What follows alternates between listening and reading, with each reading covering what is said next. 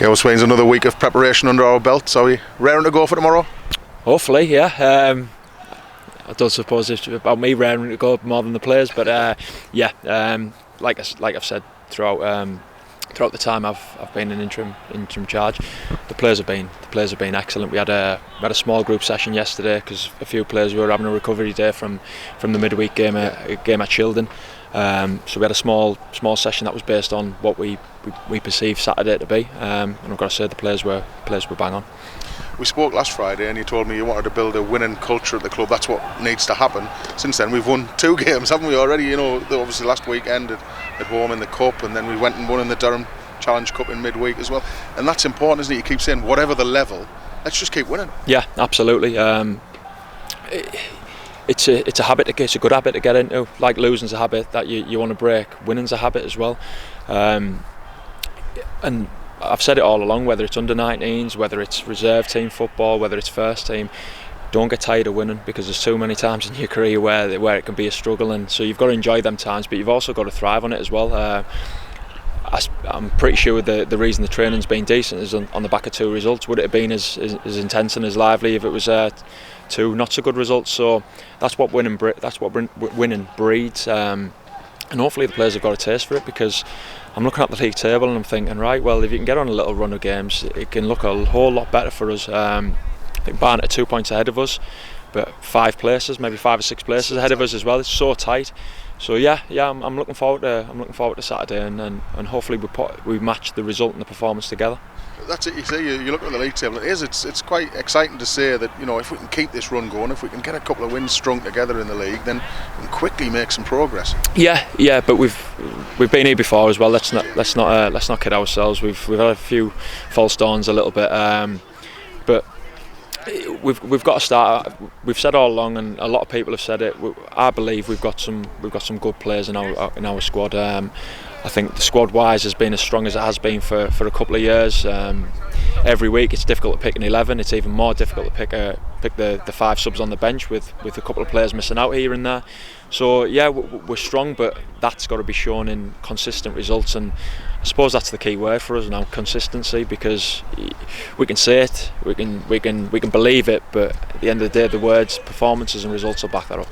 I know you talked about the performances in the 2 games you've been in caretaker charge, and you haven't been 100% happy with them, but does it please you that the lads have shown a real dogged and determined attitude? You know, 2 clean sheets, they've really dug out those victories, haven't they? Yeah, absolutely. And I said to the lads, that their emergency defending, which is your last ditch stuff, you're putting your body on the line, and your goalkeeper making saves, it's been outstanding. It's been the big reason we've had 2 clean sheets. All I'd ask for is for the nerves a little bit, and for everyone that we don't have to emergency defend as much as we have done in the last 2 games, but that's a key part of football. We're at a level where you're going to be put under pressure, and you're going to have to be a little bit resilient, and we've shown that. And I was thinking to myself as well, maybe I need to take a little bit of a step back, because when was the last time we scored 3 away from home and kept a clean sheet? And I know we rode our luck at times, but when was the last time we kept a clean sheet at home as well, and back-to-back clean sheets and 4 goals scored? So there's a lot of positives as well on that, but I suppose you try and become a perfectionist a little bit, and you want it to be 100% right, and with all reality and with due respect to the level we're at, and obviously me as a novice coach and manager as well, that's probably an unrealistic expectation. The next target on the search for perfection is Barnet tomorrow, and what can we expect from them? They're a side who, like us, have struggled for that consistency, haven't they? Yeah, 100%. When they're good, they're very good. I've watched a couple of their games. We've obviously we've had the scouting reports from them.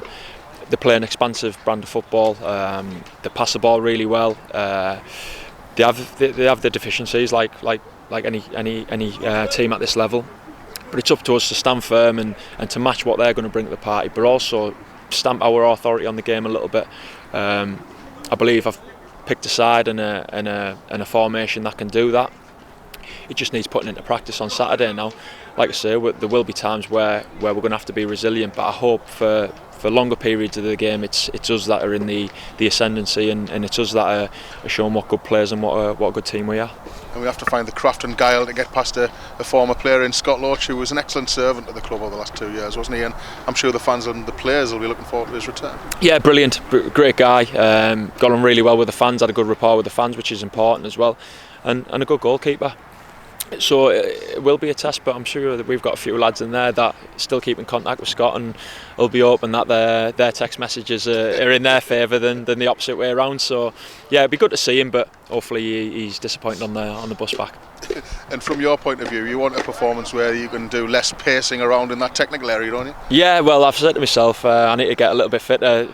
With the heart rate monitors on there for that amount of work you do. Absolutely, yeah. I haven't done as much of the fitness work as I'd like. I've been quite busy, and it tends to be the one thing that you put off a little bit. So, yeah, if it keeps me fit, pacing up and down the technical area, it's not the biggest, but yeah, I'll probably still do it whether we're winning or losing. But I'd much rather do it with a smile on my face than a frown. And just in terms of the overall situation at the club, I guess nothing's changed in terms of your conversations with the people above you. It's just carry on as you are. Yeah, absolutely. Totally comfortable with how the football club have dealt with things. Said all along that the ideal scenario is results go really well, and you buy the football club the right amount of time, because sometimes you can be pressured and dive into decisions that in hindsight you possibly wouldn't have made.